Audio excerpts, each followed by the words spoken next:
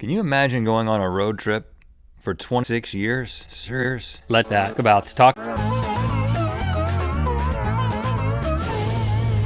Good mythical morning. Mythical morning. Let's talk road trips today. Let's talk road trips, man. I am a fan. I think you are too. I hope you are.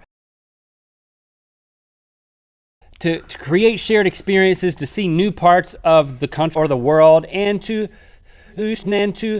forge new layers of friendship along the way. Yeah, take it deeper. So I think that's the operable question today: is examining a case study in epic road trip ocracy. Epic road trip road trip ocracy.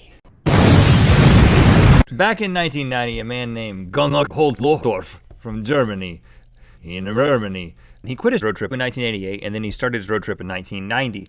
He decided, you know what I'm gonna do? I'm gonna take a road trip around Africa, and Africa, I gotta have a woman. I'm a woman to go with me, of course. She was so into this idea that she dropped her kid off at boarding school, something I think about all the time. Ouch. This goes out to people, including your own children. You realize that, right? Set out on an 18-month road trip. They never drove the car over 80 kilometers an hour or 50 miles an hour or miles an hour. Yeah. Because once you break 50, it's unsafe. Just don't want to ask. But he probably also goes 50 in a 35. No. He probably just goes 50 everywhere. Their shower was an inverted jug that they hung off the side of the car or off a tree. So that's pretty glamorous. And then decide, why stop now? There's other continents.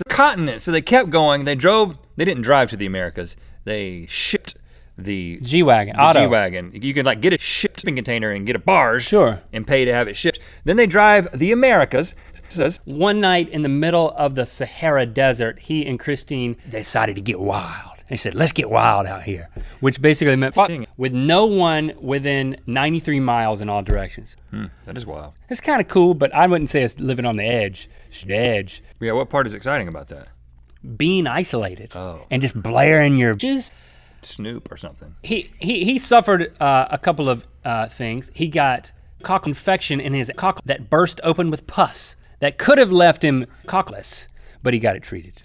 That's good. But he dislocated his shoulder, and Christine had to shift the gears as they drove to Nebia to see a doctor. He got malaria 1, 2, 3, 4, 5, 6, 7, 8 times. That's 7.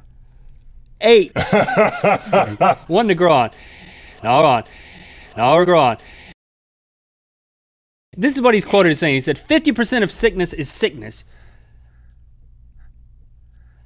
Sickness. I can't even make quote to this. Since 50% of sickness is sickness. Got to get a Mercedes, though, and got to get them on board. G-Wagon.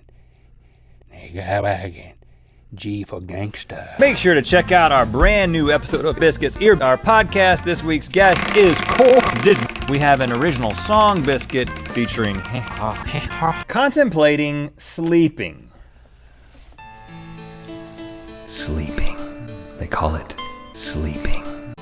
When I contemplate it, I start to feel, a little sleepy.